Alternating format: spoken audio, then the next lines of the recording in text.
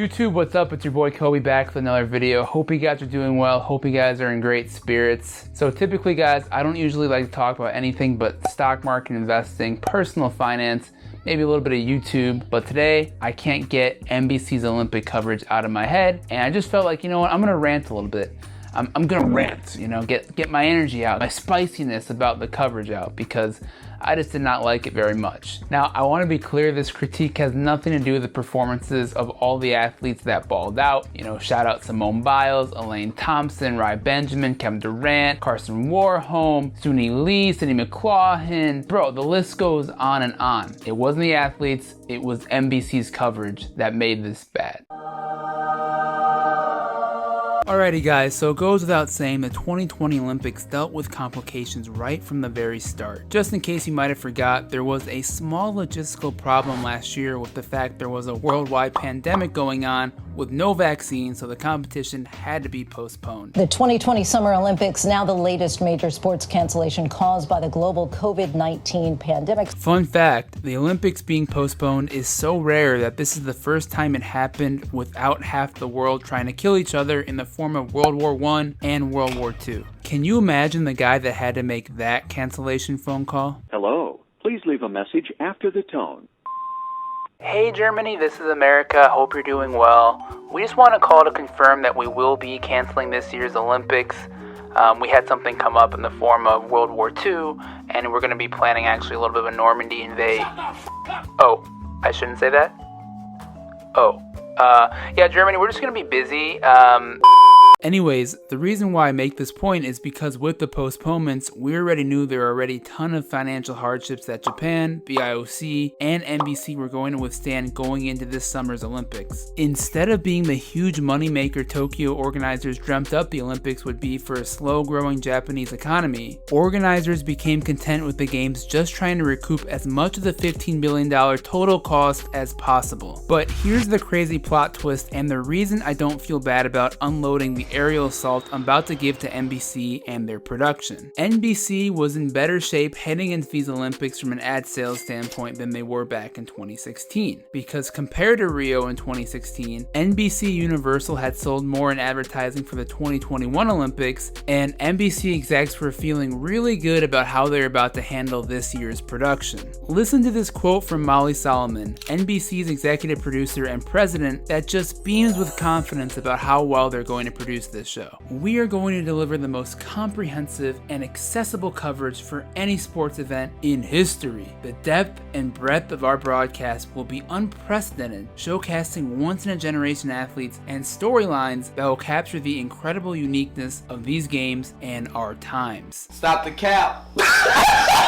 the cap right now! Stop the cap! I know I'm not alone in feeling like if you're going to make a statement like that, you have to be able to back it up. I mean, that's like if LeBron James going into Game 7 says, I'm about to deliver the greatest performance of my career, it will be epic, and you will all be entertained. That's a lot of pressure to live up to, and anything below the standard you personally offered is going to be called out immediately. So that's what I'm doing here. It's not that I have anything against Miss Solomon, nothing against her. I'm sure she's a sweetheart, sounds like an excellent person, but the coverage fell significantly short of what NBC promised. And don't worry, I'm gonna give you my reasons right now. As an ode to 10 things I hate about you, rest in peace to the legend Heath Ledger, I give you 10 things I hated about NBC's coverage of the 2021 Olympics. Reason number one, America is not the center of the universe. Gonna start with a lighthearted one, guys. First things first though, I wanna make clear, everybody knows I'm a proud American and root hard for the USA and love all the American athletes competing. I love the USA, I love my country, and I wasn't told to say this by anybody. All jokes aside, I totally understand why NBC would profile Americans over other competitors at the Olympics simply for the reason that NBC is an American media company. Yes, 2 + 2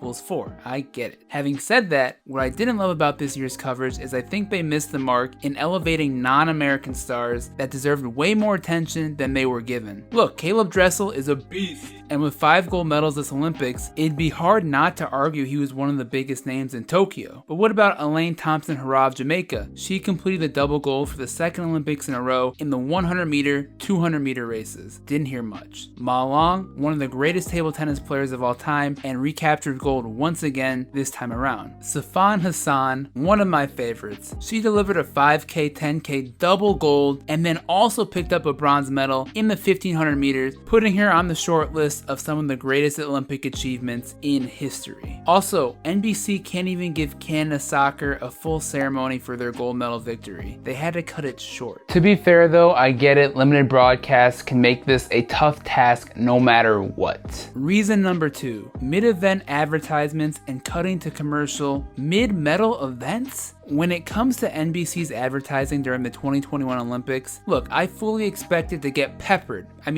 with ads throughout the competition, and at the end of the day, I'm okay with that so long as I can watch my Hell, NBC pays $7.75 billion for the rights to broadcast the Olympics. They better look to deliver a return on that type of investment. My biggest gripe though was how aggressive NBC went with throwing advertising in the middle of competitions. Now, over the last couple of years, we have started to see this more in the NFL and MLB programming, where they would stay on broadcast but sneak in a 15 to 30 second advertisement at dead moments. Here's the difference though. The commercials for football and baseball happen during a timeout or a trip to the mound, not during the actual pivotal moments of the match. Why am I watching the 1500 meter freestyle relay with Katie Ledecky and all of a sudden during the medal race they are showing us a commercial during the middle of the race? In the 5K track and field race, they actually cut to commercial when the race was still going on. Not only is that a terrible experience for the viewer, it is disrespect to the family,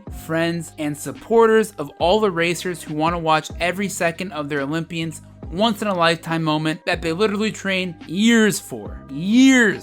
Shame on NBC. This one really pissed me off. Definitely one of my biggest critiques. Reason number 3, too many pre-recorded events during primetime coverage on NBC during great live events running concurrently. Again, it would be easy for me just to attack NBC and say their primetime coverage was terrible, because it was terrible. But the truth is, NBC did have an extremely difficult task trying to manage the time zone difference between the United States and Japan, which just to confirm is about 13 hours. So, just to give you an idea, when the primetime events were going on at night in Tokyo, it was early morning in New York and even earlier morning on the West Coast. NBC made the executive decision to air a lot of these events the next night instead of airing it live on TV when it was happening. I'll come back to this later. What makes this tricky is that there were great live events going on literally at the same time Mike Tirico is setting the stage for us to watch what happened the night before. Because remember guys, 8 p.m. in New York is 9 a.m. in Tokyo. And for the Olympics, there are a ton of amazing competitions going on at that time of the day. So when NBC decides they're only going to show Simone Biles live on TV during primetime, you're making us choose between pre-recorded and other great events on the family networks that are not going to be shown again on TV. It was brutally confusing, and later I'm going to briefly explain how they can easily fix this.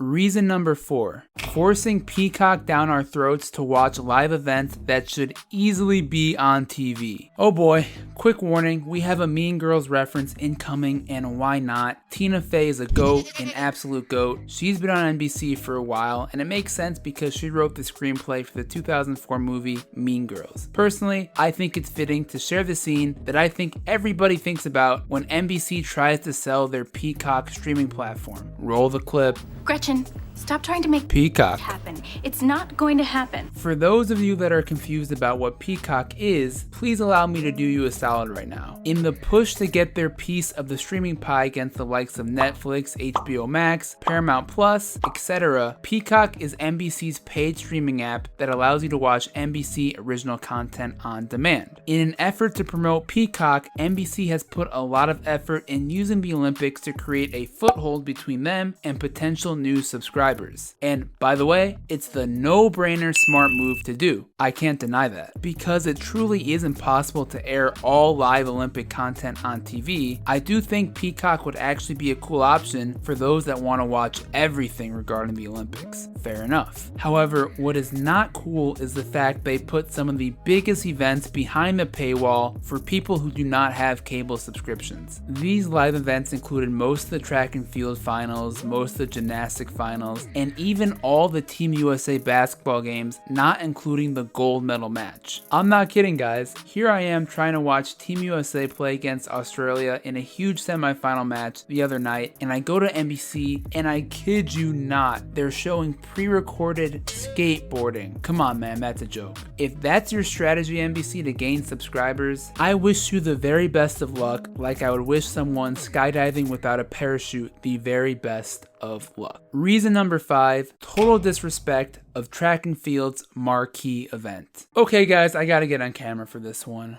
When it comes to the greatest sporting events on planet Earth, a few come to mind. Of course, in America, you have the Super Bowl, but if you're talking on a global scale, you have the World Cup and you have the Summer Olympics that bring the world together every 4 years. And at these Summer Olympics, you are essentially given the most extensive meal of your life. A meal that consists of over 100 courses where you can pick and choose what you want to watch. You can have a little bit of handball hors d'oeuvres, you can have a little bit of water polo shrimp cocktail. Hell, you can even do a little bit of Caesar salad rhythmic gymnastics. Whatever you want. But I don't care who you are, the main course dinner, when the waiter walks up to you and shows you the menu, the porterhouse steak if you will, at the Summer Olympics, is the 100-meter final. No gimmicks, no tricks, line your ass up on the track, and let's decide once and for all who is the fastest man and who is the fastest woman in the world. Mwah! Chef's kiss. What a beautifully simple display of athletic prowess in the form of a very short race. Unfortunately, my love affair with this event was rudely interrupted by NBC's decision to marginalize everything that makes this race great. I know Usain Bolt wasn't going to race, but no hype was generated at all. NBC didn't air live on TV, and the winner of the men's event, Italy's Lamont Marcel Jacobs, is already a forgotten man because of NBC's disrespect. I can't show you the YouTube video, of course, but just look at the title, Italy's Marcel Jacobs. His first name is Lamont Marcel Jacobs. The first place snail racing cup presented to Squidward